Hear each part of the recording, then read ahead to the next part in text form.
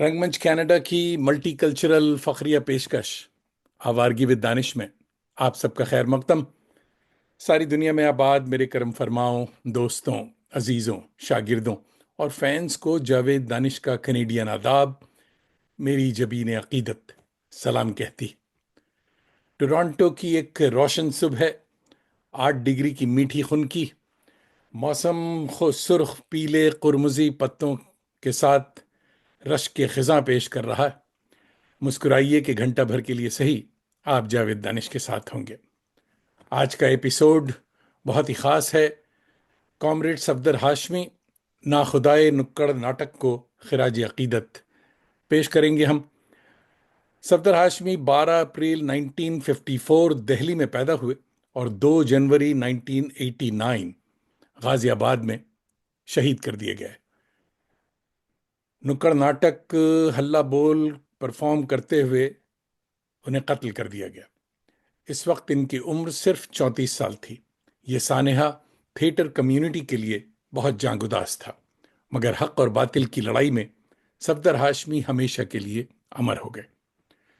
आज के हमारे मेहमान जी वकार मोहतरम सुहेल हाशमी हैं, जो सफदर हाशमी के बड़े भाई। मोहतरम मारूफ ओरल हिस्टोरियन, फिल्म मेकर और हेरिटेज एक्टिविस्ट हैं। आइए क़िबला का इस्तकबाल वाली आसी के एक लाजवाल शेर से करते हैं कि हम खून की किस्तें तो कई दे चुके, लेकिन ऐ खाके वतन कर्ज अदा क्यों नहीं होता। Welcome to Awargi with Danish season 4 196 episode. मोहतरम सुहेल हाशमी साहिब, आदाब, मिजाज गरामी। आदाब जावेद जावेद साहब, बहुत बहुत शुक्रिया। और ख़ास तौर पे इसलिए कि आपने ये मौका दिया कि आज मैं और आप सफदर के बारे में कुछ बातचीत कर सकें। इससे पहले कि हम दिल्ली के कूचो बाजार में गुम हो जाएं, आइए पहले कुछ बहुत ही नादिर और नायाब तस्वीरें देखते हैं। और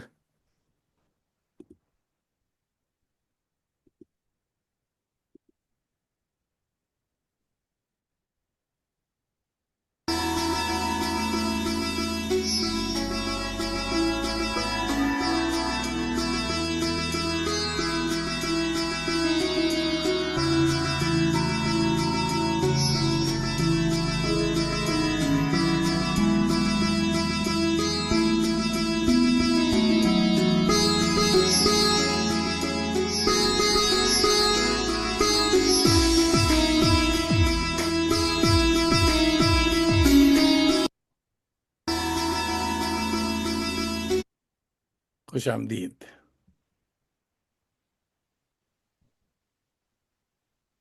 ये हमारे सफदर हाशमी दोस्तों।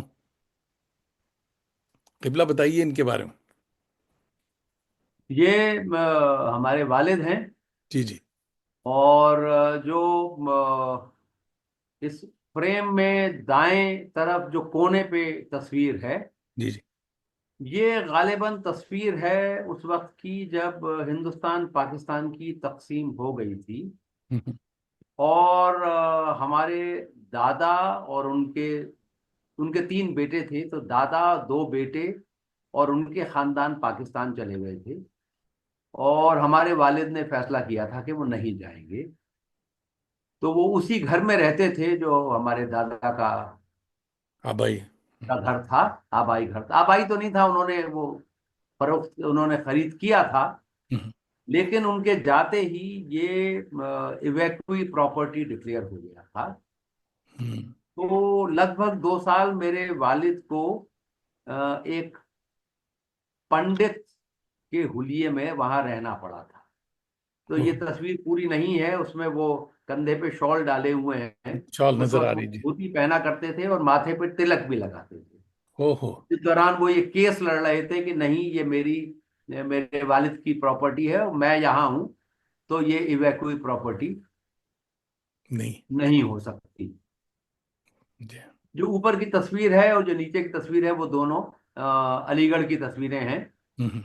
और नीचे वाली तस्वीर मेरे वालिद के सीरियसली बीमार पड़ने से कुछ वक्त पहले की है। और जो ऊपर वाली तस्वीर है, वो उस वक्त की है जब वो डिपार्टमेंट ऑफ हिस्ट्री में علی گڑھ مسلم یونیورسٹی میں آرکیولوجی ڈپارٹمنٹ میں کام کر رہے ہیں۔ واہ، good. یہ تصویر اس وقت کی ہے جب ہم سب لوگ اپنی والدہ کے ساتھ ہم پہلی بار کراچی گئے تھے واہ. 1969 میں، اور اس میں یہ بیچ میں جو بزرگ بیٹھے ہوئے ہیں ہم، وہ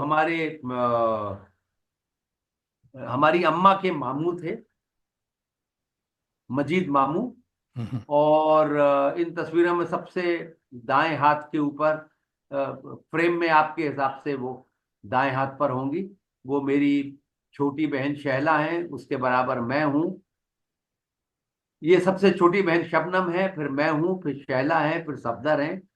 نیچے میری بڑی بہن سبیہا ہیں، سبیہا کا بھی انتقال 2 سال پہلے ہو گیا تھا، صفدر کا تو 1989 میں ہو گیا۔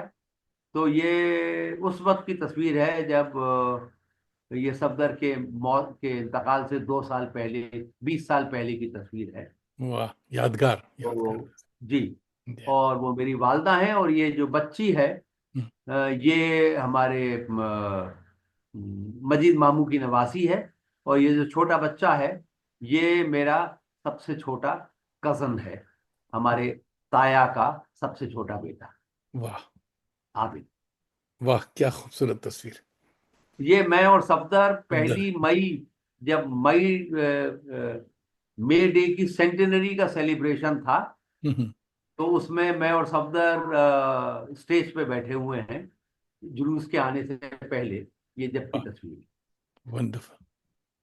کیا بات ہے صاحب. یہ یہ شہزادہ میری کون تصویر ہے ہے؟ اچھا. جب میں چھوٹا سا بچہ ہوا کرتا تھا، جی، اچھی تصویر. عرصہ دراز پہلے۔ یہ صفدر، صفدر کی تصویر بہت اچھی. جی جی، او ماشاء اللہ. یہ تصویر جب کی ہے جب میری شادی ہوئی ہے، تو گڈ. میرے برابر میری دائیں ہاتھ پہ میری اہلیہ ہیں، بائیں ہاتھ پہ میری ساس ہیں، اور پیچھے میرے سالے صاحب ہیں، 2 بچے ہیں ان کے کزنس کے بچے، اور فریم کے رائٹ پر میری اماں ہیں، اور بیچ میں ایک ان کی کوثر میری اہلیہ ہیں، یہ اچھا، ان کی کزن۔ ماشاء اللہ. یہ میں اور کوثر کیرلا میں۔ کیرلا میں. جی. ہم.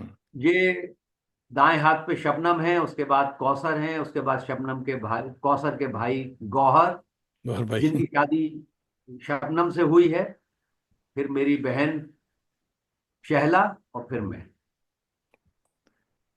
یہ میرے خیال میں کوئی برتھ ڈے کیک ویک سامنے تھا، وہ تصویر شاید تھوڑی کٹ رہی ہے. نہیں، کیک تو مجھے خیر ممکن ہے کوئی کیک ہو، پر یہ فیملی گیدرنگ. ہاں، کبھی آف اینڈ آن ہم لوگ ملتے رہتے ہیں۔ بہت اچھے. تو جی جی جی، زبردست تصویر صاحب یہ. واہ. یہ ریسنٹ تصویر ہے۔ ہم، ابھی میں نے شہر کیا ہوتا ہے، اس ہم، کے اوپر میں نے ایک ٹاک لودھی گارڈن میں دی تھی، تو ہم. یہ وہ پیچھے بچے ہیں جو اسٹاک میں آئے تھے، واہ، اور میں آگے ایک اسٹول پہ بیٹھا ہوا ہوں، ونڈرفل. اور پیچھے یہ لودھی پیریڈ کا ایک جی. اسٹرکچر ہے۔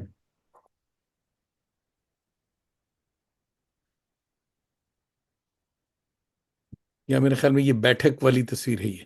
جی، یہ انٹیکٹ کے لیے میں نے ایک بیٹھک کی تھی، اس کی تصویر ہے غالب کے اوپر۔ یہ غالب اور سیف بھائی موجود. ہم، جی جی، یہ میں اور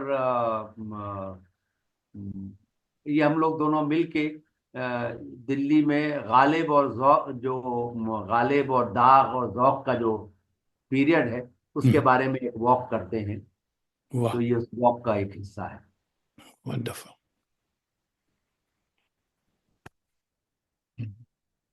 یہ ایک گاؤں میں جن ناٹیہ منچ کا پلے ہو رہا ہے، اور صفدر اس کے اندر پولیس والے کا رول کر رہا ہے۔ یہ بھی جن ناٹیہ منچ کی ایک پرفارمنس ہے، بات کی صفدر کے انتقال کے بہت بات کی، یہ ابھی فیئرلی ریسنٹ تصویر ہے۔ اچھا. یہ پھر ایک اور ایک بہت مشہور ڈرامہ تھا مداری اور جمہوریہ کا، ہم. جس میں یہ صفدر اس میں مداری کا رول کر رہے ہیں، ان کے ہاتھ میں ڈمرو آپ دیکھ سکتے ہیں۔ ڈگڈگی.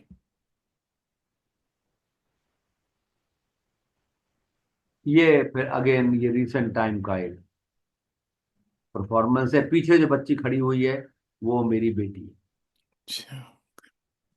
ثانیہ۔ اللہ بول. یہ سدھنوا دیش پانڈے کی کتاب کا کور ہے صفدر کے اوپر۔ بہت مشہور. صفدر سے زیادہ وہ ہلہ بول اور Yeah. جی یہ کتاب انگلش میں ہے؟ جی جی جی جی انگلش میں. یہ ہندی یا اردو میں نہیں آئی؟ نہیں، ہندی میں صفدر کے اوپر ایک کتاب میری والدہ نے لکھی تھی، ہم. پانچواں چراغ، ہم. جو ہندی میں بھی چھپی ہے، اور انگلش میں نے اور ہماری ایک اور دوست ہیں جو دلی یونیورسٹی میں پڑھاتی تھی، ہم لوگوں نے اسے ٹرانسلیٹ کیا، وہ پینگوئن نے چھاپی ہے۔ Good. وہ آؤٹ آف پرنٹ ہے، ہم غالباً اس کو کچھ دنوں میں ری پرنٹ کریں گے۔ Good. ہم. یہ اس اللہ ہلہ بول. بول کتاب کی ریلیز ہے، تو اس میں دائیں ہاتھ پہ سدنوا ہے، بیچ میں مالا ہے، مالا اینڈ صفدر وہ میرڈ، اور پھر نصیر الدین شاہ ہیں، اور یہ برابر میں کون کھڑے ہیں میں ان کو نہیں پتا۔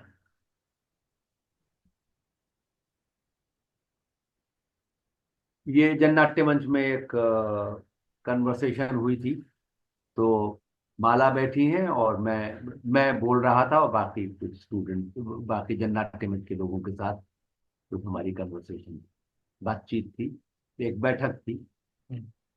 یہ صفدر کے موت کے 2 دن بعد جو ایک جلوس نکلا تھا، جس میں ہم لوگ ہوم منسٹر کے گھر گئے تھے، اور ہم نے کہا تھا کہ وہ، کیونکہ جنہوں نے صفدر پہ حملہ کیا تھا، وہ کیس جو تھا وہ انہوں نے کلیش کا، جھگڑے کا کیس رجسٹر کیا تھا، تو اس ڈیمانسٹریشن میں ڈیمانڈ کیا گیا تھا کہ اس کو مرڈر کے کیس میں کنورٹ کیا جائے، اور ہم لوگ جب تک وہاں بیٹھے رہے جب تک ہوم منسٹر نے وہ آرڈر نہیں دیے۔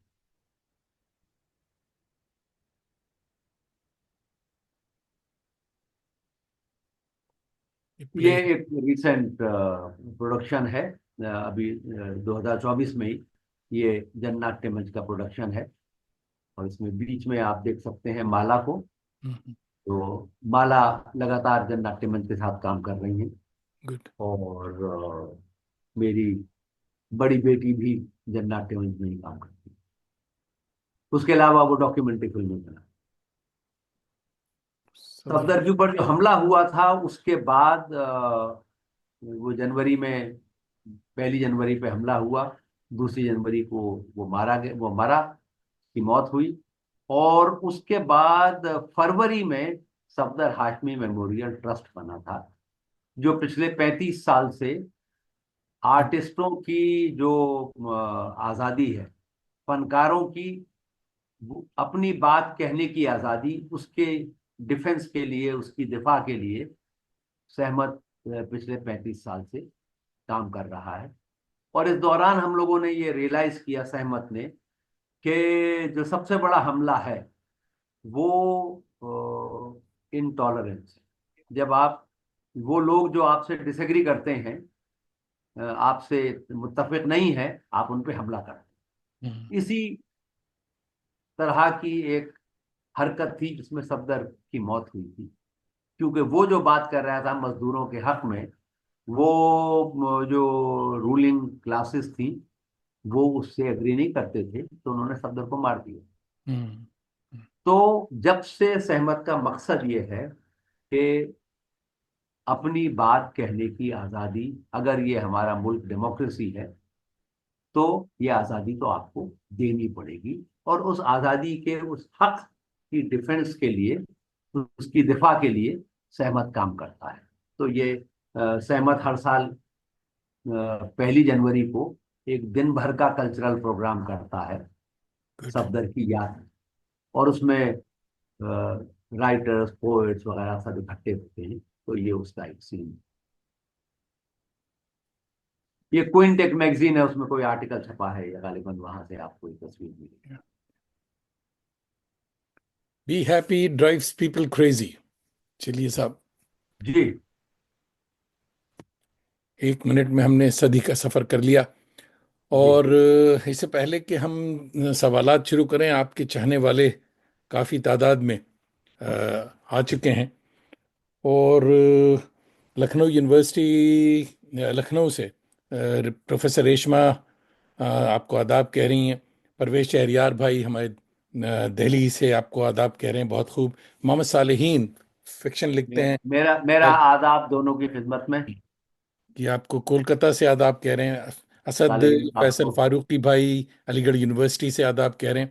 منظر جمیل ہمارے ایک بہت اچھے دوست اور سوشل ایکٹیوسٹ ہیں، آداب عرض کولکتہ سے کہہ رہے ہیں. آداب منظر صاحب. جی صاحب. زبیر شاداب بھائی بھی علی گڑھ یونیورسٹی سے آداب کہہ رہے ہیں. قسیم تابش بھائی اچھے شاعر ہیں، لکھنؤ سے کہہ رہے ہیں آداب. جوہر ہاشمی ہمارے دوست علی گڑھ کے ساتھی ہیں اور اس وقت واشنگٹن ڈی سی سے آداب کہہ رہے ہیں. کیا بات. فاروق علی گڑھ امتیاز سے بھائی. ہمارا بھی ایک رشتہ ہے، ہم، کیونکہ ہم بچپن میں 10 سال ہم لوگ علی آپ گڑھ لوگ رہے رہے. وہاں. ہاں. اور پھر میری اہلیہ وہ اوریجنلی تو الہ آباد سے ہیں، لیکن ان کی پرورش اور پڑھائی ساری علی گڑھ میں ہوئی. ان کے اچھا اچھا. والد علی گڑھ میں پڑھاتے تھے ہم، اور ان کے بھائی علی گڑھ میں فزکس کے پروفیسر تھے. اچھا اچھا. تو علی گڑھ سے کچھ ہمارا بھی رشتہ ہے. قلبی رشتہ. تو نہیں صاحب، میں علی بھی گڑھ علی کے ہوں. بہت سارے دوستوں کا کو بہت بہت میری طرف سے قبلہ میں بھی علی اب ہوں، اس لیے سلام. یہ علی گڑھ والے سارے موجود ہیں. جی صاحب. جی جی جی. سرحد پار سے دیکھیے، رانا شیراز اسلم بھائی ہمارے دوست ہیں، لاہور سے آپ کو آداب کہہ رہے ہیں. فرقان محمد لکھنؤ سے آداب کہہ رہے ہیں. محمد اسامہ ہمارے دوست ہیں، آپ کو دعائیں دے رہے ہیں، اللہ سلامت رکھے، اڑیسہ سے. اور بہت بہت شکریہ، بہت بہت شکریہ عنایت. جناب صالح رشید صاحبہ پروفیسر الہ آباد یونیورسٹی سے آپ کو سلام کہہ رہی ہیں. اور سید عاصم رؤوف علیکم بھائی السلام. گورکھپور سے آپ کو آداب کہہ رہے ہیں. اور گورکھپور سے بھی ہمارا ایک رشتہ ہے ویسے. جی جی. ہم، ہمارے ماموں ہم، کی شادی گورکھپور میں ہوئی تھی. واہ واہ. ہم. تو جی اور جی. عامر فاروقی بھائی بھی آپ کو آداب کہہ رہے ہیں. عامر بھائی شاید گوالیار سے. آپ کو دوستوں یہ ضرور بتائیں کہ آپ کہاں سے دیکھ رہے ہیں، اور ہم باتیں بھی ساتھ ساتھ کرتے رہیں گے، آپ لوگوں کے پیغامات بھی پہنچاتے رہیں گے. بہت بہت شکریہ. حضور والا، پہلے صفدر ہاشمی کو یاد کر لیا جائے. دوستوں کو ناخدائے نکڑ ناٹک. صفدر ہاشمی کے بارے میں بتائیں کہ یہ پولیٹیکل تھیٹر کا عشق یا جنون انہیں کس عمر میں ہوا اور کیسے ہو گیا؟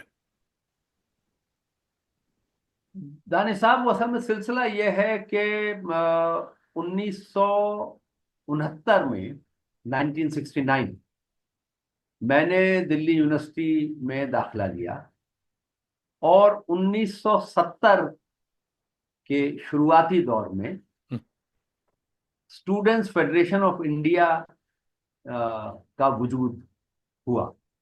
یہ پہلے آل انڈیا اسٹوڈنٹس فیڈریشن ہوئی تھی، پھر کمیونسٹ پارٹی میں آپ کو معلوم ہے تقسیم ہو گئی تھی، اور سی پی آئی ایم بنی تھی. اور سی پی آئی ایم کے ساتھ جو نوجوان کام کر رہے تھے، جو اسٹوڈنٹس تھے، انہوں نے اسٹوڈنٹس فیڈریشن آف انڈیا بنائی. اور اس کی شروعات 1970 میں دلی یونیورسٹی میں ہوئی، باقی جگہوں پر بھی ہوئی. تو دلی یونیورسٹی میں ہم لوگوں نے شروعات کی تھیٹر کے ساتھ، اور مشہور German theatre writer and director برٹولٹ بریخت، ان کا ایک لاجواب چھوٹا سا ناٹک ہے، چھوٹا سا کھیل ہے، جس کا نام ہے ایکسیپشن اینڈ دا رول. ہم، تو اس کو ہم نے ہندی میں ترجمہ کر کے کیا. جو ہمارے دوست پاکستان سے جڑے ہوئے ہیں وہ واقف ہوں گے ثانیہ سعید کے نام سے. یہ ہماری دوستوں میں. ثانیہ سعید میری بھانجی بھی ہے، بھتیجی بھی. اور اس کے جو ثانیہ والد تھے سعید. منصور سعید، ہم، ہم. وہ پہلے ہندوستان میں تھے، اور انہوں نے ایکسیپشن ان دا رول کا ٹرانسلیشن کیا تھا. جو اس ہم دن لوگوں نے 1970 میں کھیلا. ہم، اور 1970 میں صفدر نے دلی یونیورسٹی جوائن کی اور وہ بھی ہمارے ساتھ اس تھیٹر میں لگ گئے. شامل ہوا. اس کے بعد ہم دوسری چیزوں میں مصروف ہو گئے. صفدر تھیٹر کے ساتھ جڑ گیا. تو شروعات یہاں سے ہوئی ہم، 1970 سے. اور 1971 میں اس نے انڈین پیپلز تھیٹر ایسوسی ایشن کو ریوائیو کرنے کی کوشش شروع کی. 1972 میں ان لوگوں کو آئی پی ٹی اے سے نکال دیا گیا اور تب جن ناٹیہ منچ بنا. تو ہم، پہلے دن سے جو ناٹک وہ کر رہے تھے وہ پولیٹیکل تھیٹر تھا ہم، اور آخری وقت تک وہ پولیٹیکل تھیٹر ہی کرتے رہے. کافی وقت تک انہوں نے سٹیج کے ناٹک کیے. ایمرجنسی لگنے تک ہمارے ملک میں جب ایمرجنسی لگی جون 1975 تک, جب تک وہ منچ کے اوپر ناٹک کیا کرتے تھے. اور ایمرجنسی میں اور ان کے ناٹک فیکٹریوں کے دروازوں پہ ہوا کرتے تھے, کالجوں میں ہوا کرتے تھے, اور جو لوگ ان کو بلاتے تھے وہی ناٹک کا خرچہ اٹھاتے تھے. ہم، ایمرجنسی میں جو ٹریڈ یونینوں کے اوپر حملے ہوئے اور جو اسٹوڈنٹ تنظیموں پہ حملے ہوئے اور کوئی بھی آپ کچھ بھی حکومت کے خلاف کہنا چاہیں تو آپ کہہ نہیں سکتے تھے, تو اس کی وجہ سے ناٹک وغیرہ ایمرجنسی میں بند ہوئے. ایمرجنسی کے اٹھنے ختم ہونے کے بعد دوبارہ ان لوگوں نے ناٹک کرنا شروع کیا. لیکن اس وقت ہو یہ رہا تھا کہ ایک تو ٹریڈ یونین اور مزدوروں اور اسٹوڈنٹس کی جو تنظیمیں تھیں ان کے پاس پیسے نہیں بچے تھے کہ وہ اسٹیج کے ناٹک کا لازمی. خرچہ اٹھا سکیں. ہم، اور دوسرے, حالات بڑی تیزی سے تبدیل ہو رہے اور آپ کو ان تمام حالات پہ کمنٹ کرنے والے ناٹک چاہیے تھے. تو اس طرح جن ناٹیہ منچ کے ذریعے نکڑ ناٹک کی شروعات. ہم، تو وہ پہلا جو ناٹک ہوا وہ ایمرجنسی ہٹنے کے فوراً بعد 1978 میں پہلا نکڑ ناٹک ہوا, اگر میری یادداشت صحیح ہے تو. اور اس کے بعد وہ لگاتار نکڑ ناٹک کرتے تھے. اس دوران انہوں نے منچ کے ناٹک بھی کیے, لیکن بنیادی طور پر نکڑ ناٹک کرتے رہے. اور جن ناٹیہ منچ کو اور صفدر کو نکڑ ناٹک کا موجد کہا جا سکتا. کہا جا سکتا. بالکل بالکل. مگر کیا ہلہ بول ناٹک اس قدر الارمنگ تھا کہ ان کو قتل کر دیا گیا؟ دیکھیے, ایک تو مسئلہ یہ ہے کہ جو برسر اقتدار لوگ ہیں وہ کس چیز سے ناراض ہو جائیں ہم، اور اس کے اوپر کس حد تک گزر جائیں, یہ تو طے کرنا مشکل. جو ناٹک ہلہ بول تھا اس میں ایسا کچھ نہیں, ہم، لیکن اس کی ایک بیک گراؤنڈ. دلی, غازی آباد, فرید آباد کا جو علاقہ ہے یہاں پر چھوٹی چھوٹی ہزارہا فیکٹریاں تھیں. دلی میں ایک منیمم ویج تھی, کم سے کم مزدوری جو آپ کو دینی ہوگی مزدور کو, جو سرکار نے طے کی. لیکن زیادہ تر فیکٹریوں میں یہ دی نہیں جاتی تھی اور زیادہ تر فیکٹریوں میں یونینیں نہیں تھی. تو centre of Indian trade unions نے ایک جو بڑی ایک تنظیم تھی, مزدوروں کی بڑی تنظیم تھی, انہوں نے یہ ایک کیمپین چلایا کہ جو سرکار نے منیمم ویج طے کی ہے وہ تو آپ کو دینی پڑے, اور ساتھ میں یہ کہا کہ منیمم ویج بڑھائیے, یہ بہت کم ہے. اس کے اوپر پہلے ایک دن کی ہڑتال ہوئی. اس کے بعد مہینے بھر, 2-3 مہینے کے کیمپین کے بعد 3 دن کی ہڑتال. اس کے بعد پھر 4-6 مہینے کا کیمپین ہوا اور پھر 1 ہفتے کی ہڑتال. یہ جو 1 ہفتے کی ہڑتال تھی یہ 1988 کے آخر میں, اور یہ بہت کامیاب ہڑتال. دلی میں، غازی آباد میں، فرید آباد میں زیادہ تر فیکٹریاں ہفتے بھر کے لیے بند ہو، وہ بھی جہاں یونین نہیں تھی، اور دلی سرکار نے کو مجبور ہو کے تنخواہیں بڑھانی۔ غازی آباد یو پی کا حصہ ہے، فرید آباد ہریانہ کا حصہ ہے، اور وہاں پہ اگر تنخواہیں بڑھنی تھی تو وہاں کی گورنمنٹ کو یہ فیصلے لینے تھے۔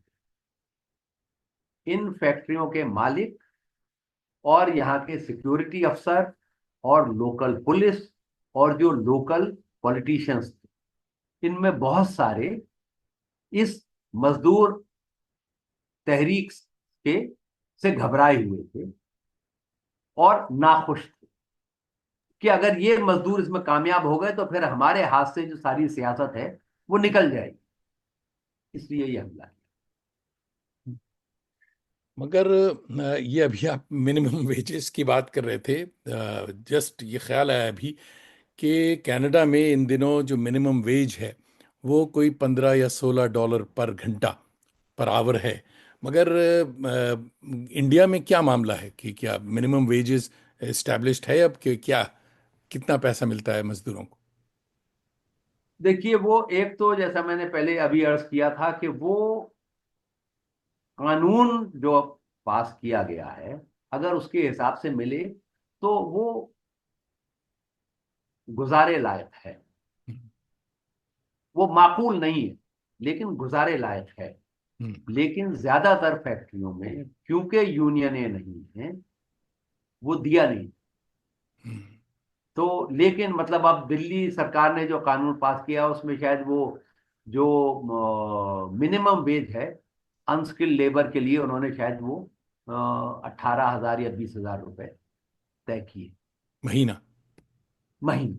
ہم، تو وہ آپ کے حساب سے تو کچھ بھی نہیں ہوگا، ہم، لیکن ہندوستان میں جس گزارا لیول کی مزدوروں کو تنخواہیں ملتی ہیں یہ اتنا ہے کہ ایک مزدور، اس کی بیوی، 2 بچے، ایک 3,000 روپے مہینے کا کی جھونپڑی کرائے پہ لے کے اور کسی طریقے سے گزر اوقات کر سکتے۔ ہم۔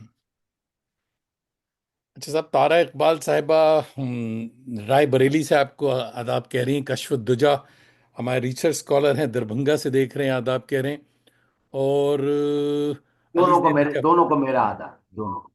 علیز نجف سرائے میر اعظم گڑھ سے آپ کو سلام کہہ رہی ہیں، اور عثمانہ جمال صاحبہ آپ کو سلام کہہ رہی ہیں، اور یہ فینکس ایریزونا امریکہ سے دیکھ رہی ہیں۔ جی اور منظر جمیل کہہ رہے ہیں we are getting a glimpse of the protest theatre and evolution of نکڑ ناٹک، تھینک یو۔ اور جناب زین رامش بھائی دیکھ رہے ہیں، آداب کہہ رہے ہیں، اور آداب۔ احسان تابش بھائی بھی دیکھ رہے ہیں، آپ کو آداب کہہ رہے ہیں، سلام کہہ رہے ہیں۔ میرے محمود بھائی ہمارے تھیٹر کے دوست ہیں، یہ نیو یارک سے دیکھ رہے ہیں، اور ان کی وائف بھی دیکھ رہی ہیں، آداب کہہ رہی ہیں، کہہ رہے آداب آداب۔ ہیں the purpose of theater is to educate. Sabda's contribution will be will to educate will remain immortal. بالکل صحیح، ٹھیک کہہ رہے ہیں آپ۔ جی تو جی بالکل۔ ہاں، مگر کیا اس کے علاوہ، ہلہ بول کے علاوہ کوئی اور ناٹک صفدر صاحب کا ایسا تھا جو اتنا نوٹس لیا گیا، یا اسٹیبلشمنٹ والوں نے اس کو اتنا نوٹس لیا؟ نہیں نہیں، دیکھیے یہ ناٹک جو تھا اس میں ایک تو یہ کہ جو میں تھوڑا وقت دوں گا۔ جی جی۔ نکڑ ناٹک کیا ہوتا ہے؟ ہم، یہ نکڑ ناٹک ایکچولی نکڑ کے اوپر ہوتا ہے، سڑک کے کنارے آپ کھڑے ہو جائیں اور آپ کے پاس 12 سے 15 منٹ، بہت سے بہت 20 منٹ ہوتے 20 ہیں منٹ ہوتے جس میں آپ اپنی بات کہیں۔ ہیں۔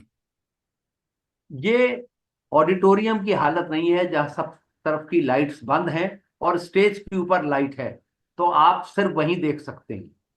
یہاں تمام ڈسٹربنسز ہوتے ہیں، ٹریفک کی نوائز ہوتی ہے، ناٹک کے بیچ میں ایک سانڈ گھس کے آ جاتا ہے، گائے آ جاتی ہے، کتا آ جاتا ہے، اور لوگ ایسے ہی ناٹک کو میں کیا کر رہے ہو، یہ کون ہے بھائی، ہٹاؤ ان کو، سڑک پر کیوں، ٹریفک کیوں روک دیا، یہ سارے ڈسٹربنسز ہوتے ہیں۔ اور اس کے اندر آپ کو اس لیول کی ایکٹنگ کرنی ہوتی ہے کہ آپ گزرتے ہوئے آدمی کو روک لیں. روک دیں. واہ. جو سبزی لینے جا رہا ہے، پھل لینے جا رہا ہے، کچھ کرنے جا رہا ہے، کہیں نوکری پہ ڈیوٹی پہ کرنے جا رہا ہے، وہ 10 منٹ کے لیے رک جائے اور آپ کی بات سنے. یہ بہت بڑا چیلنج ہے. بہت بڑا ٹیلنٹ ہے جی. اور اس کے اندر نکڑ ناٹک میں ہمیشہ سوال پوچھے جاتے ہیں. نکڑ ناٹک میں جواب دینے کی کوشش نہیں کی جاتی، ہوں. لیکن شارپلی فوکس سوال پوچھے جاتے ہیں. واہ. ایسا کیوں ہے کہ ہمارے ملک میں اتنی ہزار لڑکیوں کے ساتھ ہر سال زنا کیا جاتا ہے؟ اتنے لوگ بھوکے مر جاتے ہیں ہمارے ملک میں. اتنے فیصدی لوگ آج تک بھی پڑھ کیوں نہیں سکتے؟ اس طرح کے شارپلی فوکس سوال آپ پوچھتے ہیں، اور ہر ناٹک کسی ایک سوال کے چاروں طرف بنا جاتا ہے. تو بہت سارے پلیز تھے، اور جو سب سے پہلا جو پلے تھا جن ناٹیہ منچ کا، جس نے ایکچولی جن ناٹیہ منچ کو اسٹیبلش کر دیا، اس ناٹک کا نام تھا مشین. مشین. جی ہاں. میرا خیال ہے شاید وہ 11 منٹ کا تھا. ہوں. اور جب ایمرجنسی، جس زمانے میں ہمارے ملک میں ایمرجنسی تھی، ہوں. تو اس وقت حکومت نے ایک انڈسٹریل ریلیشنز بل انٹروڈیوس کیا، جس کو وہ کسی وجہ سے پاس نہیں کر پائے. ایمرجنسی ہٹنے کے بعد، ایمرجنسی کو جن لوگوں نے ایمرجنسی قائم کی تھی ان کو ہرا کے جو نئی حکومت آئی، جس نے وعدے کیے تھے جمہوری اقدار کو بحال کرنے کے، وہ اس قانون کو دوبارہ لے گئے. اسی قانون جو مزدوروں کے خلاف اور مالکوں کے اور بڑے بڑے انڈسٹریلسٹ کے فیور میں. تب ہندوستان بھر کی جو مزدور تنظیمیں تھیں، انہوں نے ایک کانووکیشن کیا اس بل کے خلاف، اور جن ناٹیہ منچ نے اپنا پہلا ناٹک تیار کیا. اور وہ گئے اور ان سے کہا کہ ہمارا یہ ناٹک ہے چھوٹا سا، یہ آپ ناٹک دیکھ لیجیے. انہوں نے کہا نہیں، ہمارے پاس ٹائم نہیں ہے، ہمارے بہت سارے ریزولوشن پاس کرنے ہیں، یہ کرنے ہیں. وہ 2 دن کا کنونشن تھا، وہ 2 دن ان کے پیچھے پڑے. تو آخر میں انہوں نے تنگ آ کے کہا کہ ہم 2 بجے ختم کر رہے ہیں اپنا سیشن، اس وقت آ کے تم ناٹک کر لینا، ہم اناؤنس نہیں کریں گے. کنونشن ختم ہوا، یہ لوگ بھاگ کے اسٹیج پہ گئے اور مائک پکڑ کے انہوں نے کہا 2 منٹ ٹھہر جائیے، یہ آپ کے لیے ہم نے یہ ناٹک تیار کیا. اور وہ ناٹک کیا. ڈیلیگیٹ جو اٹھ کے جا رہے تھے رک گئے، بیٹھ گئے، سب نے وہ پلے دیکھا. اور اس کے بعد انہوں نے آرگنائزر سے کہا کہ کل کی ریلی میں یہ ناٹک ہونا چاہیے. واہ. اور اگلے دن تقریباً 1.5 لاکھ لوگوں نے وہ ناٹک کیا. اوہو. اور اس دن سے نکڑ ناٹک ہندوستان کے مزدور آندولن کے اندر، احتجاجی جو پروپیگنڈا ہوتا ہے جسے ایجٹ پراپ کہتے ہیں، اس کے اندر اس نے اپنی جگہ بنا. اسے 10 سال لگے یہ ثابت کرنے میں کہ یہ صرف پوسٹر ڈرامہ نہیں ہے، یہ آرٹ بھی ہے. اور یہ چیز کہ یہ آرٹ ہے، یہ اس ناٹک نے اللہ بول نے ثابت کیا، جس میں 2 مزدوروں کے بیچ میں عشق کی کہانی بھی. اور ان کا عشق کیوں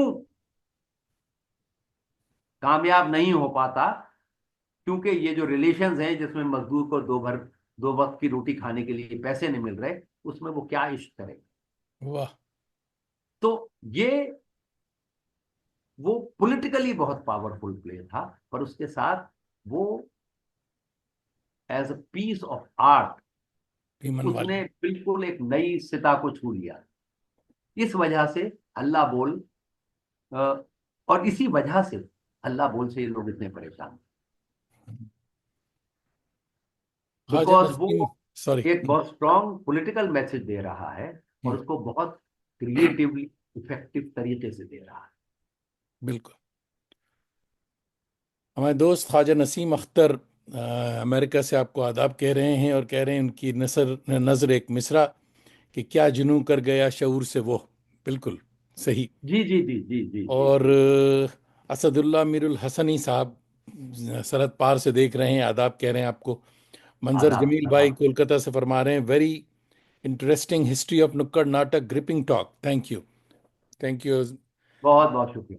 قبلہ، حملہ اور قتل کی واردات کے بعد 2 روز کے بعد، اس دن تو ناٹک روک دیا گیا تھا، انکمپلیٹ تھا، جی جی مگر جی 2 روز کے بعد ان کی اہلیہ مولشری اسی جی مقام پر جاتی ہیں اور ناٹک کو پورا کرتی ہیں.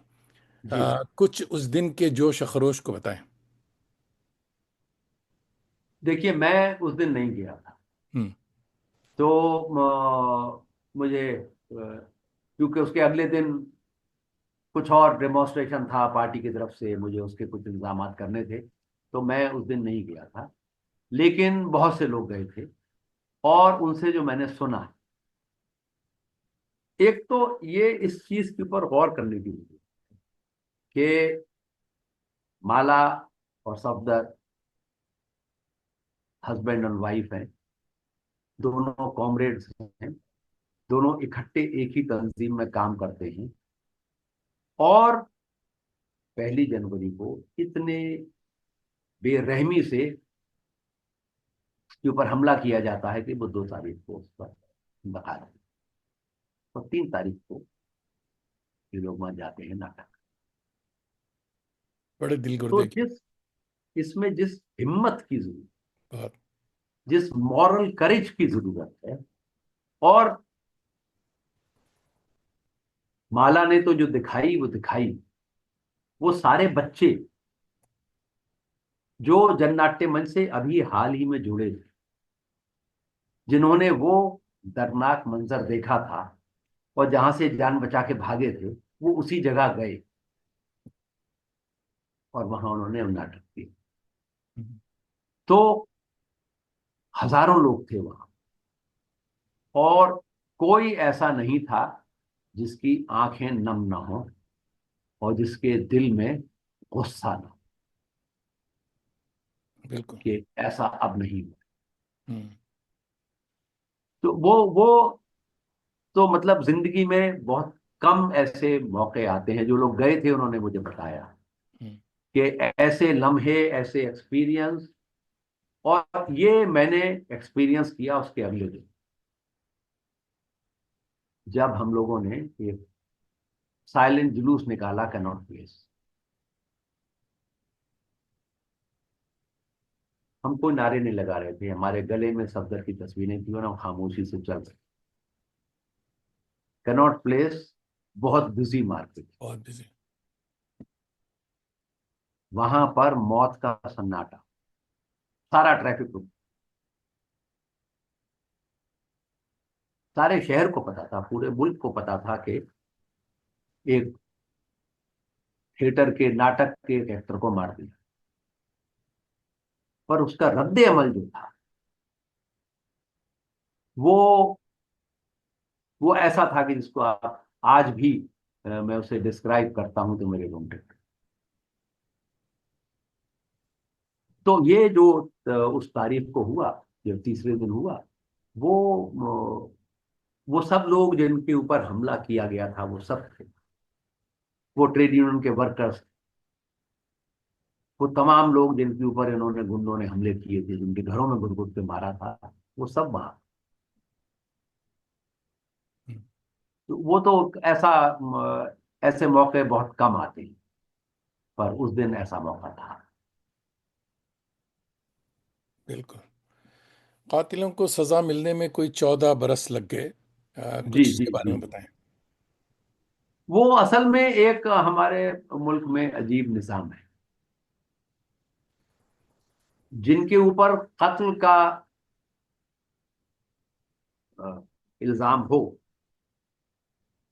اور وہ جیل میں ہو تو ان کو ضمانت ہو جائے.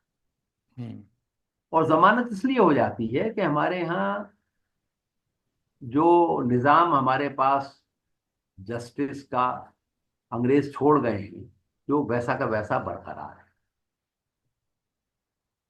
تو اور خاص طور پہ ایسے حالات میں جب انتظامیہ ملزموں کو بچانے میں حصہ لیتی. اپنی ساری طاقت لگا رہا، تو آپ 200 گواہوں کی ایک لسٹ تیار کر لیں،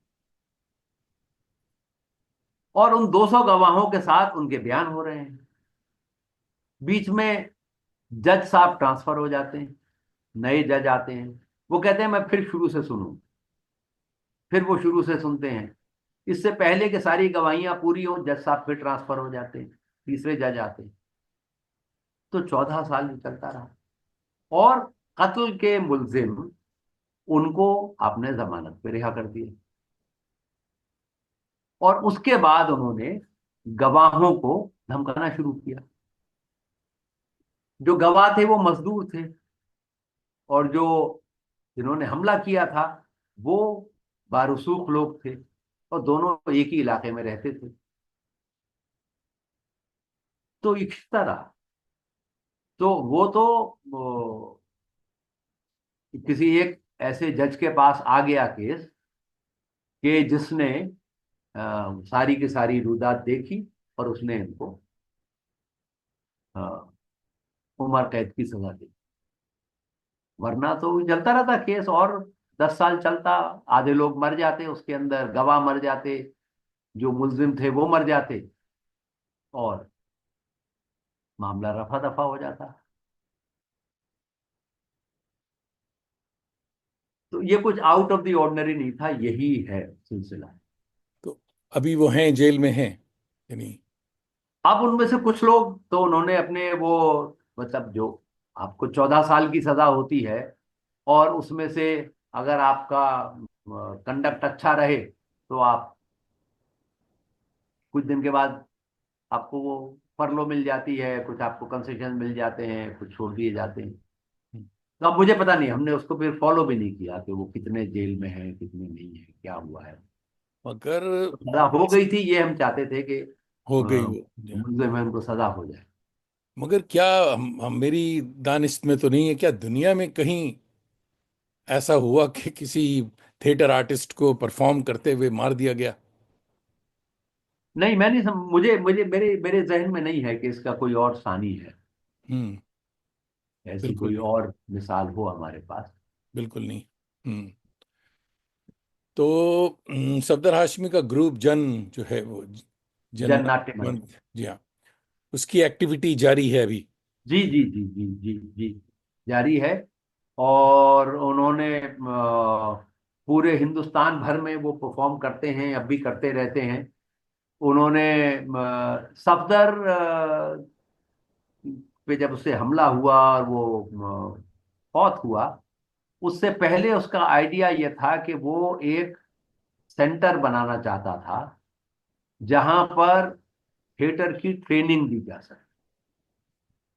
تو وہ پیسہ اکٹھا کیا ان لوگوں نے ہندوستان بھر میں گھوم کے، پرفارم کر کر کے، اور ایک مزدوروں کی بستی ہے وہاں پہ انہوں نے ایک چھوٹا سا اسٹوڈیو بنایا ہے، اسٹوڈیو صفدر کے نام سے، جہاں پر جن ناٹیہ منچ کے ناٹک ہوتے ہیں، اور وہاں ڈسکشن ہوتے ہیں، اور میٹنگز ہوتے ہیں، اور اس کے ساتھ ایک بک شاپ، تو جو مے ڈے بک شاپ کہلاتی ہے۔ تو یہ دو تنظیمیں وہاں پر اس جگہ پر چلتی ہیں، چل رہی. اور تمام جن ناٹیہ منچ کے لوگ وہاں روز ملتے ہیں، روز ریہرسل کرتے ہیں۔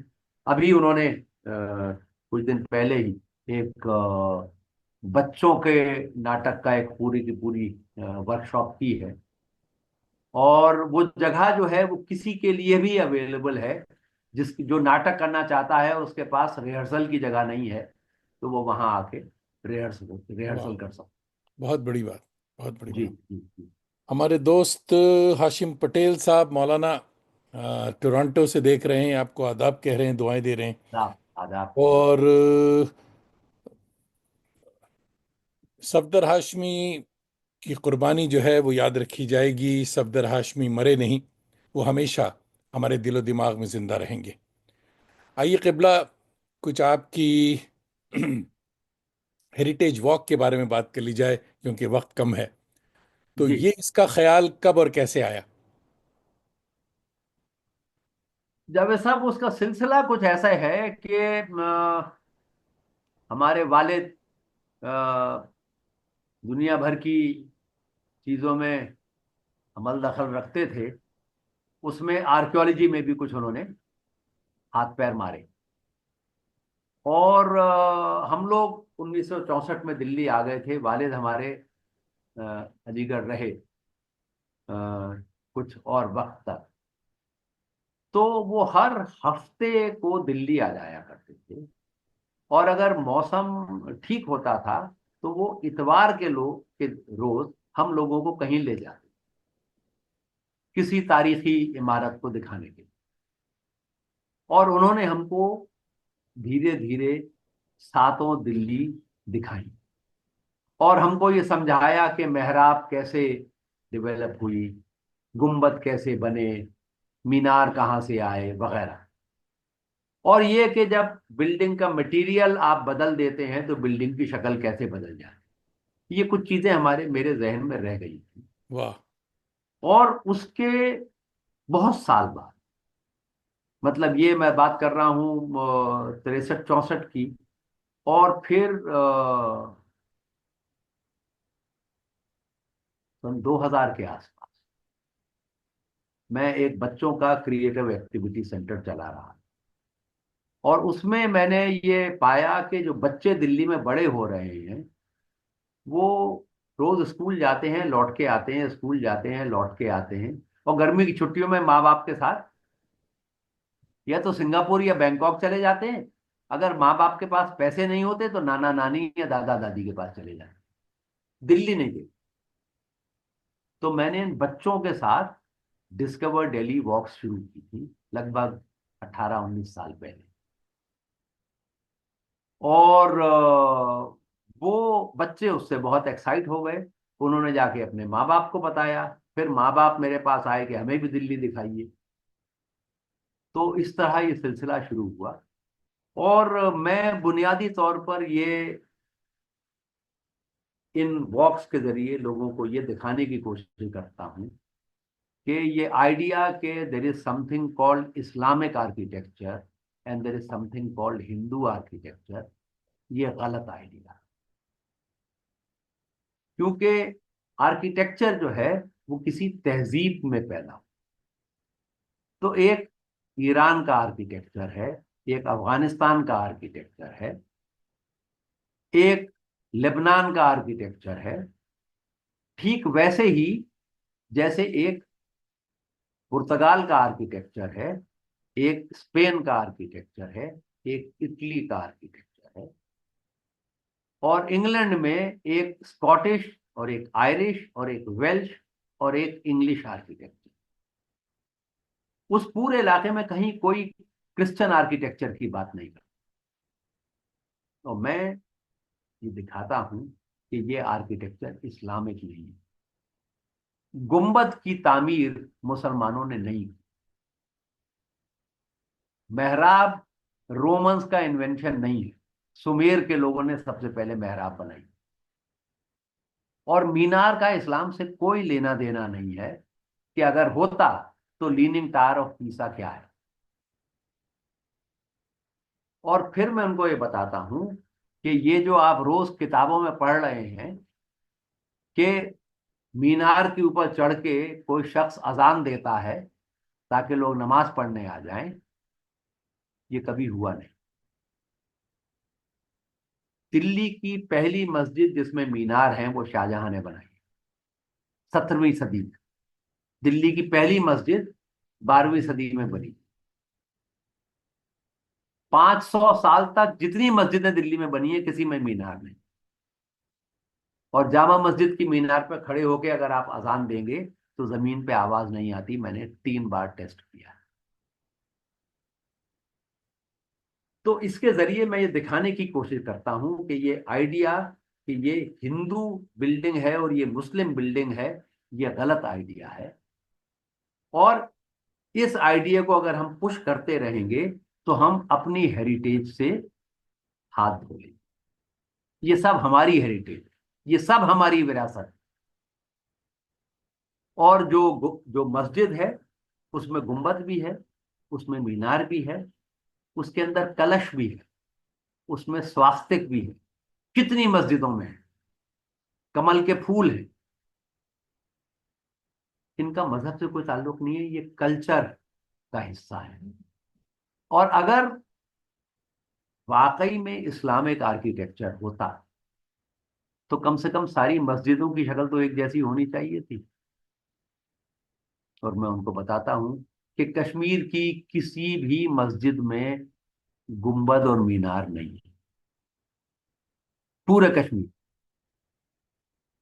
اور پورے کیرلا میں جتنی پرانی مسجدیں ہیں ان میں کسی میں گنبد نہیں، اور چین کی کسی مسجد میں گنبد نہیں، اور ملیشیا کی کسی مسجد میں گنبد نہیں، اور مینار نہیں ہے، اور محرابیں نہیں ہیں. کیونکہ یہ سب کے سب آپ کا جو موسم ہے اس کا ریفلیکشن ہوتی ہے. جہاں زور کی برف پڑتی ہے وہاں سلوپنگ روف ہوتی ہے، اور اس کے اوپر اس لیے گنبد نہیں ہوتی. تو اس کے ذریعے میں یہ سمجھانے کی کوشش کرتا ہوں کہ یہ جو پورا کا پورا کھیل کھڑا کیا گیا ہے یہ اسی سامراجی سازش کا حصہ ہے جس کے شکار پوری دنیا کے لوگ. آرکیٹیکچر کا کوئی ریلیجن نہیں ہے. محراب کے اوپر اگر آپ لیٹن لینگویج لکھ دیں گے تو کیا وہ رومن کیتھولک ہو جائے گی؟ اس پہ اگر آپ سنسکرت لکھ دیں گے تو کیا وہ براہمن ہو جائے گی؟ محراب تو محراب رہے گی. اور اس کی سب سے اچھی مثال ہایا صوفیہ ہے. پہلے گریک آرتھوڈاکس چرچ، پھر رومن کیتھولک چرچ، اس کے بعد مسجد، اس کے بعد میوزیم، اور اب پھر مسجد بن گئی. بلڈنگ نے تو اپنا مذہب نہیں چینج کیا. جس بلڈنگ پہ جن لوگوں کا قبضہ تھا ان کے مذہب الگ الگ، بلڈنگ کا کوئی مذہب نہیں. تو یہ میں اپنی ہیریٹیج باکس سے یہ کوشش کروں.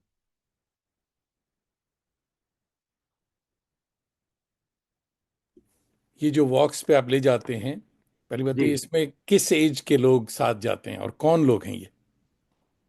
دیکھیے، میں تو میرا ایک فیس بک پیج ہے، میں اس پہ اناؤنس کر دیتا ہوں فلاں تاریخ کو اتنے بجے واک ہے، جو سائن کر دے وہ آ جائے. اگر بچے آتے ہیں، میں اسکول کے بچوں کے ساتھ بہت کام کرتا ہوں. گڈ. تو اسکول کے بچوں کے ساتھ میں صرف بچوں کو لے کے جاتا ہوں. میں ایڈلٹس اور بچوں کو مکس نہیں کرتا، کیونکہ بچوں کے ساتھ ایک الگ لیول پہ آپ کو بات کرنی، اور بچوں کا قد بھی چھوٹا ہوتا ہے نا.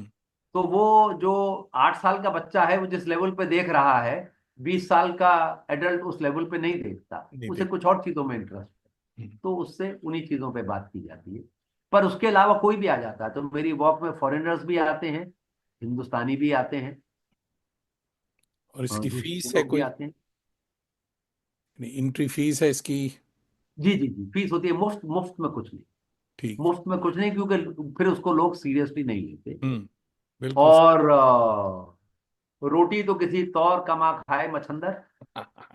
تو جی بالکل ٹھیک ہے. جی بالکل جی ٹھیک. اویس اسمبلی صاحب لکھنؤ سے آپ کو آداب کہہ رہے ہیں. اور آداب آداب اویس جناب صاحب. فضیل احمد صاحب بستی لکھنؤ سے میرے خیال میں یہ بھی آداب کہہ رہے ہیں. اور ہمارے دوست فیروز خان صاحب، یہ جرنلسٹ ہیں گجرات کے، مگر یہ ٹورانٹو میں ہیں، آپ کو دیکھ رہے ہیں پروگرام اور آداب کہہ رہے ہیں. جی ملک آداب امجد، آداب فیروز. اسلام امجد بھی دیکھ رہے ہیں پاکستان سے. تو ہر طرح کے شر اور شبہات کے بیچ آپ اپنی بیٹھک میں مگن ہیں. کچھ اس کے بارے میں بتائیے. نہیں دیکھیے، کچھ میں اس نتیجے پہ پہنچا ہوں پچھلے 17-18 سال کے اس تجربے سے کہ یہ جو شر پسند لوگ ہیں وہ میری محفلوں میں آتے ہی نہیں. اچھا. مطلب پچھلے 18 سال میں نہیں آئے. ہم. اور وہ شاید اس لیے کہ یہ جو شر پسند عناصر ہیں یہ اپنی دنیا میں اتنے مشغول ہیں کہ انہیں کسی اور چیز میں انٹرسٹ نہیں، ہم. اور ان کو یقین ہے کہ وہ سب کچھ جانتے ہیں. ہم. जिस दिन इंसान इस नतीजे पे पहुंच जाए कि वो सब कुछ जानता है, वो फिर किसी और चीज में इंटरेस्टेड ही नहीं, वो अपने आप में ही महव रहता है। या या और मुझे वो बार बार अबू रेहान अल बैरूनी याद आते हैं, जिसने 10वीं सदी में वो किताब लिखी थी हिंदुस्तान के बारे में, जिसके इंट्रोडक्शन में उसने कहा कि हिंदुस्तान में, उसने वो पूरी फहरिस्त है हिंदुस्तान का क्या कंट्रीब्यूशन है रियाजी की फील्ड में, उक्लीदस की फील्ड में, और और तमाम चीजों के अंदर, फिजिक्स में वगैरह वगैरह, वो इल्म नुजूम में, वो सबको उसने लिखा। उसने कहा अब मसला ये हो गया है कि हिंदुस्तानी ये समझते हैं कि हमें सब कुछ पता है। अच्छा। ये 10वीं सदी की लिखी हुई बात है। ओहो। हिंदुस्तानी ये समझते हैं कि हमको सब कुछ पता है, और इसलिए उनको किसी से कुछ नहीं सीख। हम्म।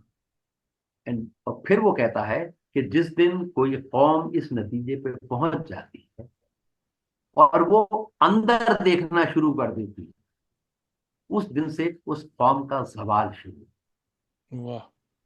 1000 साल पहले की लिखी हुई बात। हम्म। तो मुझको लगता है ये तमाम लोग जिनको आपने बजा तौर से शरपसंद कहा, ये उस जुमरे के लोग, बिल्कुल। हम्म। ये किसी से कुछ नहीं सीखना चाहते, इनको सब पता है, तो ये कहीं आने जाने में यकीन ही नहीं करते। हम्म। आपकी एक दिलचस्प किताब है सांची, जी। वो क्या? हम्म। वो असल में हुआ ये था जावेद साहब के, एक वो यूनेस्को का एक प्रोजेक्ट था कि हिंदुस्तान में जितनी भी वर्ल्ड हेरिटेज साइट्स हैं, जिनमें पुरानी इमारत भी हैं और वाइल्ड लाइफ सेंचुरीज भी हैं, उन सब के ऊपर, हर साइट के ऊपर एक किताब लिखी। और वो 3 तरह की किताबें लिखी, एक प्राइमरी स्कूल के बच्चों के लेवल की, एक मिडिल स्कूल के बच्चों के लेवल की, और एक कॉलेज के लेवल के बच्चों। तो उसमें पहले उन्होंने 6 जगहें सेलेक्ट की और उन पे एक एक किताब लिखने का फैसला हुआ। तो एक बहुत मशहूर हिस्टोरियन है दिल्ली की, प्रोफेसर नारायणी गुप्ता, जो जामिया मिल्लिया इस्लामिया के हिस्ट्री डिपार्टमेंट की हेड थी रिटायर होने से पहले। तो वो इस पूरी सीरीज की एडिटर थी। तो उन्होंने मुझसे पूछा कि ये हो रहा है, तुम कुछ इसमें मदद करना चाहोगे? तो मैंने कहा कि मैं तो सांची पे किताब लिखूं। सांची वो एक जगह है जो मैं वहाँ कम से कम 40 बार गया, और मुझे उस जगह से इश्क है। तो मैंने कहा मैं सांची पे लिखूं। तो फिर मैं 10 यहाँ से भोपाल गया, अपने एक दोस्त से मैंने कांटेक्ट किया, और भोपाल से 10 बच्चों को लेके मैं सांची गया। भोपाल से सांची 40 किलोमीटर दूर है। इन 10 बच्चों में से कोई भी कभी सांची नहीं गया, एक छोटी बच्ची को छोड़ के जिसे कुछ याद नहीं। हम्म। इनमें से 5 बच्चे इंग्लिश मीडियम स्कूल के थे, और 5 बच्चे एक अंडर प्रिविलेज सेक्शन के बच्चों के स्कूल के। इनको मैं 2 गाड़ियों में भर के वहां ले गया, और मैंने सारा दिन उन बच्चों के साथ सांची में बिताया। और बच्चों ने जो सवाल पूछे, उसकी बिना पे वो किताब। वाह, इंटरेस्टिंग। तो वो छोटे छोटे बच्चे थे, उन्होंने बहुत सारी चीजें मुझे जो मैंने कभी नहीं देखी थी, उन बच्चों की मदद से मैंने देख ली, अच्छा। क्योंकि मैं तो उस लेवल पे देखता ही नहीं। हाँ, वेरी इंटरेस्टिंग। तो पर वो बहुत ही इंटरेस्टिंग एक्सपेरिमेंट था। वो 5 लैंग्वेजेस में ट्रांसलेट होके छपी, पर उसके बाद जो नेक्स्ट स्टेज होनी थी वो नहीं हुई। अच्छा। नेक्स्ट स्टेज में मुझे भीमबेटका करनी थी, हम्म। और फिर इन किताबों को मिडिल स्कूल के बच्चों के लिए और फिर यूनिवर्सिटी के बच्चों के लिए लिखना था। पर वो पता नहीं क्या हुआ, یا تو ٹاٹاز کے پاس پیسہ ختم ہو گیا یا یونیسکو والوں کا انٹرسٹ ختم ہو گیا. بہرحال جو بھی ہوا اس کے آگے بات بڑھی نہیں. ایک اور منفرد کتاب ہے where tigers fly and lines have horns. وہ یہی ہے، دیٹ از دا بک آن سانچی. اچھا تو اچھا اس میں عجیب طرح کے جانور بنے ہوئے، اچھا. عجیب عجیب طرح کے جانور. اور بہت سارے جانور ایسے ہیں جن کا ہندوستان کی دیو مالائی کہانیوں میں کہیں ذکر نہیں. اچھا. لیکن وہ جانور ہم کو عراق کی دیو مالائی کہانیوں میں ملتے. واہ. تو میرا یہ ماننا ہے کہ اس وقت عیسیٰ مسیح سے 300 سال پہلے اشوک کے وقت میں عراق تک سے لوگ آ رہے تھے ہندوستان، اور وہاں سے وہاں کاریگر آئے، پتھر تراشنے والے سنگ تراش آئے، اور انہوں نے اپنی دیو مالائی کہانیوں کے جانور وہاں پر کار کیے. واہ. How interesting. تو دنیا میں کیا کیا ہوتا رہا ہے، یہ سانچی پہ آپ دن بتائیے اور آپ کو اندازہ ہوگا کہاں کہاں سے لوگ آئے واہ. اور کیا کیا انہوں نے کہا. اچھا صاحب، خان ایوب ہمارے دوست ہیں دہلی کے، آپ کے بڑے پرستار ہیں. آداب کہہ رہے ہو، کہتے ہیں میرا ارادہ ہے کہ اس بار کے واک میں آپ کے ساتھ جاؤں. آداب آداب ایوب صاحب جی، ضرور تشریف ضرور لائیے. جائیے. جی صاحب. ہمارا دیویندر آریہ صاحب میرے خیال میں آداب کہہ دیویندر رہے آریہ ہیں، جی. اور ہندی میں آداب کہہ رہے ہیں. اس لیے مجھے نہیں پتا، ہندی میں فیل ہو گیا تھا، اس لیے مجھے میں پڑھ نہیں سکتا جی جی کہ جی کیا جی کہہ رہے ہیں. بالکل یہ ہے جی. کہ آداب کہہ نمستے رہے نمستے. ہیں، نمستے کہہ رہے ہیں. اور منظر جمیل کہہ رہے ہیں very interesting talk, I am really enjoying. تو بہت بہت شکریہ. تو جناب، وطن عزیز میں بچوں کے نصاب سے مغل تاریخ ہٹائی جا رہی ہے یا جا چکی ہے. تو preservation of history and heritage کے تحت اس کا آپ کیا کر رہے دیکھیے اب مطلب ایک تو یہ جو میں کر رہا ہوں اس کا کچھ مقصد یہی ہے. ہیں؟ جیسے ابھی کل پرسوں اور اترسوں میں ایک اسکول کے 7ویں کلاس کے بچوں کے ساتھ میں نے 2.5 گھنٹے قطب مینار میں بتائے. واہ. تو یہ ٹوٹل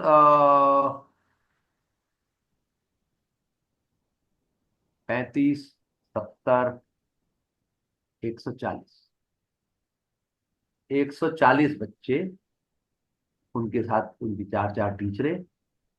تو یہ میں اسکول کے بچوں کے ساتھ ریگولرلی کرتا ہوں. گڈ. وہ کتاب میں کیا رکھیں گے کیا نہیں رکھیں گے یہ تو ان کے ہاتھ میں ہے، اس کا تو ہم کچھ کر نہیں سکتے سوائے اس کے کہ ہم پروٹیسٹ کر سکتے ہیں. لیکن جو حالات ہیں اس میں وہ پروٹیسٹ بھی کہاں چھپے گا، کس کے پاس جائے گا، کون جانتا ہے. میڈیا پہ سارے ان کا قبضہ ہے. تو لیکن ہم جہاں تک ہماری کوشش ہے وہ یہ ہے کہ ہم جو صحیح تاریخ ہے وہ بچوں تک پہنچائیں، اور جتنے زیادہ بچوں تک یہ پہنچے گی اس کے بعد پھر وہ ملٹی پلائی ہوگی. کیونکہ تاریخ جو ہے وہ اصل میں مسئلہ یہ ہے کہ آپ اگر تاریخ کو جو آپ کی تاریخ ہے اس کو اگر آپ مسخ کر دیتے ہیں، اسے مٹا دیتے ہیں، کچھ نئی لکھ دیتے ہیں، تو اس سے آپ کچھ تھوڑے وقت کے لیے آپ اپنے آپ کو بہت کامیاب محسوس کر سکتے ہیں. لیکن اگر آپ اپنی تاریخ کو بھلا دیں گے تو آپ کے پاس تو کوئی رستہ بھی نہیں ہے یہ طے کرنے کے لیے کہ اب ہم کو جانا کہاں ہے. واہ. جب تک آپ اپنے ماضی سے واقف نہیں ہیں تو نہ آپ اپنے حال کو سمجھ سکتے ہیں نہ مستقبل کا راستہ طے کر سکتے. بالکل. اور یہ جو کوششیں ہو رہی ہیں یہ پہلی بار نہیں ہوئی، ہوں. یہ بہت سے لوگ کر چکے ہیں، اور ان کا وقت نے کیا حشر کیا ہے یہ ہم جانتے ہیں. ہوں. तो ऐसे वो एक मशहूर एक्सप्रेशन है, दिस टू शैल पास, बिल्कुल। ये भी गुजर जाए। गुजर जाएगा, बिल्कुल गुजर जाएगा। शाह साद हाशिम साहब लंदन यूके से देख रहे हैं, आपको आदाब कह रहे हैं। आदाब और आदाब। रफिया शबनम आबिदी साहिबा देख रही हैं बॉम्बे से। जी साहब। और जनाब, वक्त भागा जा रहा है, वक्त बहुत कम है। तो दिल्ली के बदलते मौसमों में सुकून के लिए आप क्या करते हैं? पुरसुकून है किबला? देखिए, एक तो मैं दिल्ली में एक गांव में रहता, किशनगढ़ नाम है उस गांव का, जो महरौली का सबर्ब कभी होता होगा। हम्म। महरौली का जैसे क्या कहते हैं, हैमलेट होगा। हम्म। अब ये फैल गया है और अब ये महरौली से मिल गया है। और मेरे घर से 10 मिनट की वॉक के ऊपर दिल्ली का एक रिजर्व फॉरेस्ट, तो जहां मैं रहता हूं वहां की हवा निस्बतन साफ। वाह। और जब रात को ट्रैफिक की आवाज कम हो जाती है, तो आपको गीदड़ की आवाज सुनाई दे जाती है, हम्म। और सुबह मोर की आवाज सुनाई दे जाती है। वाह। तो दिल्ली में अभी कुछ गोशे बचे हैं। कब तक बचेंगे ये पता नहीं, लेकिन कुछ गोशे हैं। है। और जब दिल्ली का मौसम बहुत खराब हो जाता है, तो मैं निकल, हम्म। तो अब दिल्ली के अलावा भी मैंने लोगों को ले जाना शुरू किया है, तो मैं 5 दिन के लिए लोगों को आगरे ले जाता हूँ। आगरा और उसके मज़ाफ़ात में, 5 दिन भोपाल में, वाह। 10 10 दिन लद्दाख में। तो जब दिल्ली का मौसम बहुत नाखुशगवार हो जाता है, तो इधर नहीं करता। कुछ उस तरफ निकल लेते हैं।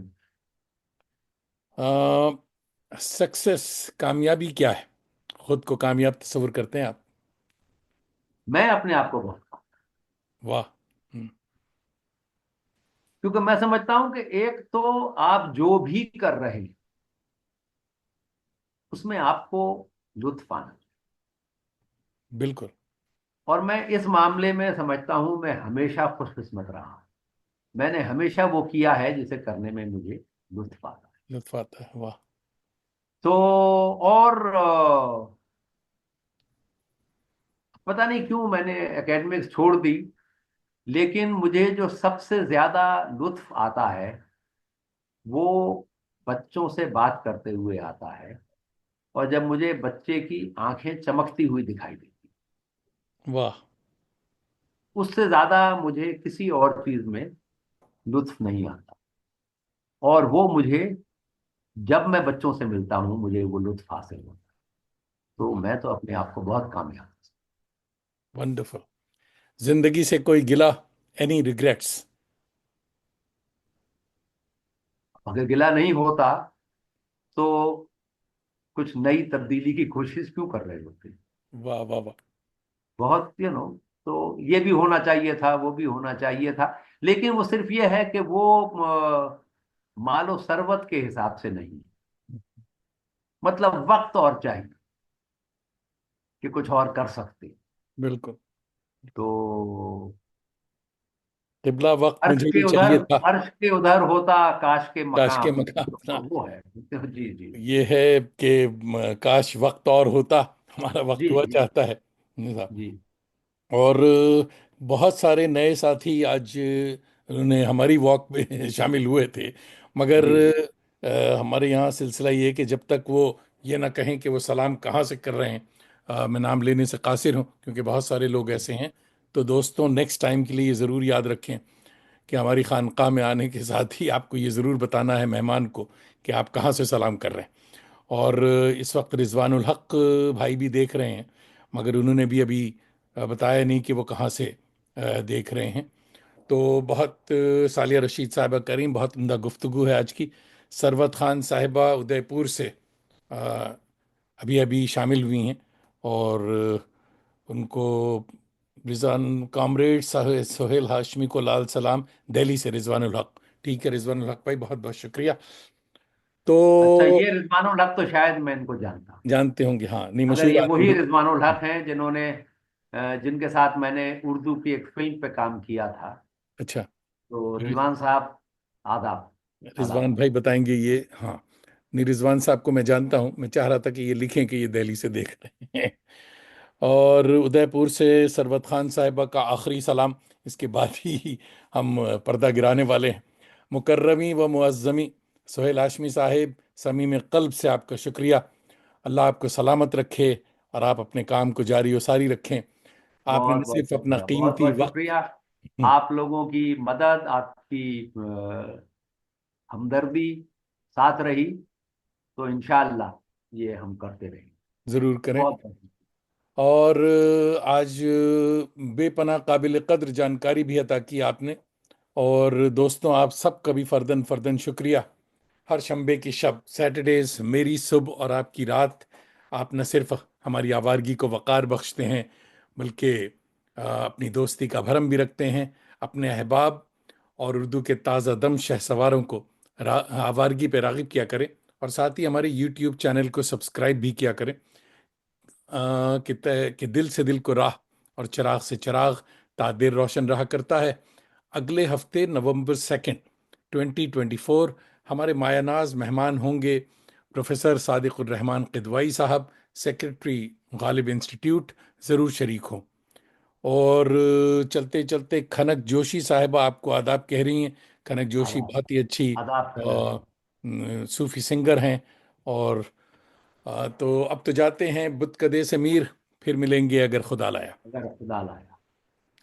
تو حضور ذرا سا میں اسے ریپ اپ کر دوں. اور